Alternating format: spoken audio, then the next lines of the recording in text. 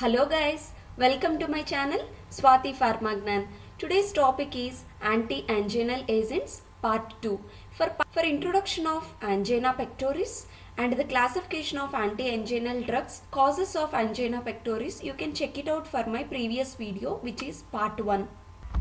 Classification of anti-anginal drugs are 5 types. First is nitrates and beta blockers. Nitrates and beta blockers I have included in part 1. Now we will see calcium channel blockers, potassium channel openers and miscellaneous category of anti-anginal drugs.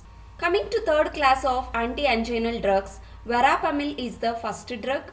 We will see the structure of verapamil. Verapamil structure contains two phenyl rings. Two phenyl rings are present at right side and one left side. And to this phenyl ring, two methoxy groups are arranged at third position and fourth position. To this phenyl ring also, two methoxy groups are present at third and fourth position.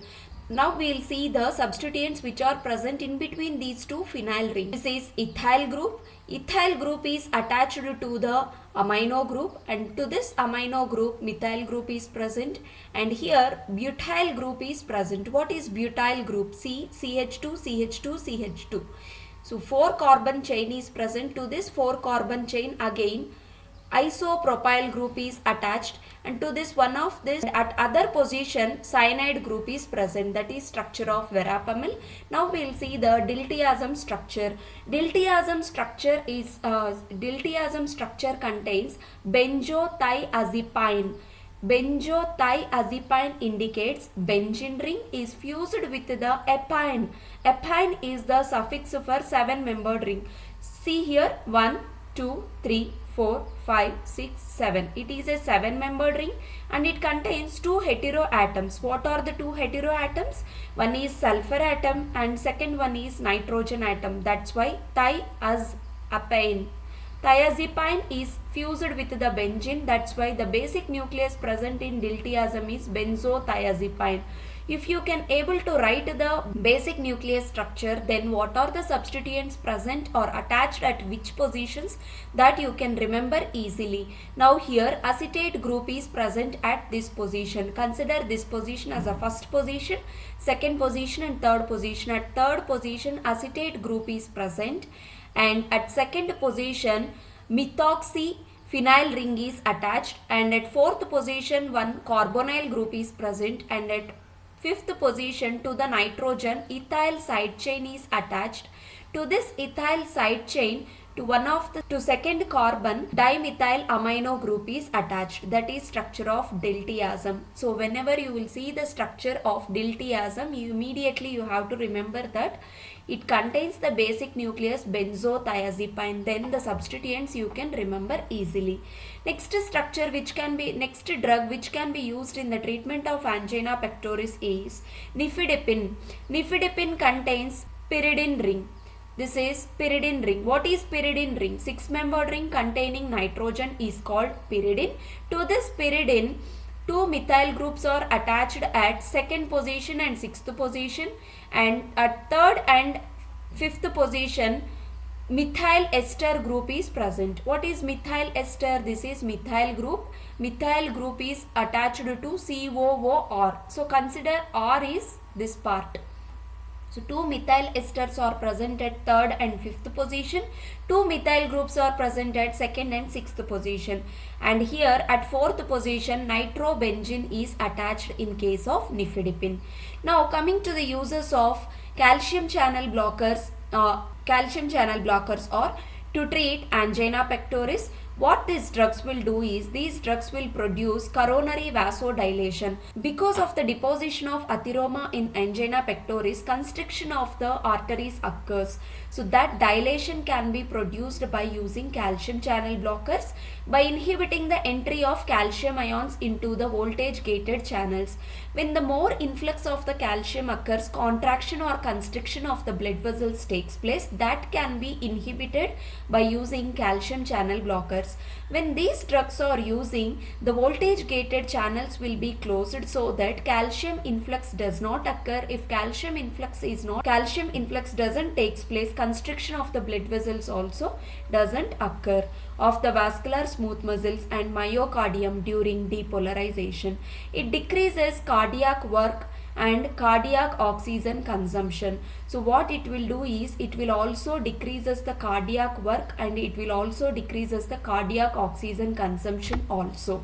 Next category of the anti-anginal drugs or these drugs will activate the potassium channels and they will cause the influx of the potassium ions. Example under potassium channel openers is nicorandil. Nicorandil contains the basic nucleus, that is pyridine. What is pyridine? 6-membered ring containing one nitrogen is called pyridine. To this pyridine there is a side chain. The side chain contains amide group and here ethyl group is present to the nitro group. That is structure of nicorandil. Uses or it is a novel drug. Novel drug means new drug which is used in the treatment of angina having arteriovenodilating properties. This drug is having the dilating properties for both arteries and also veins. What it will do is it will activate the potassium channel so that potassium channels will get open and influx of the potassium occurs, dilation of the blood vessels takes place. Miscellaneous category of drug which is used in the treatment of angina pectoris is dipyridamole. This structure is little interesting because it is like a mirror image. You can see here two fused rings are present. Two rings are fused together. This ring is pyrimidine. This ring is pyrimidine. Two pyrimidine rings are fused at this point. And to this pyrimidine ring, at fourth position, piperidine ring is present. To this pyrimidine, at fourth position, piperidine ring is present.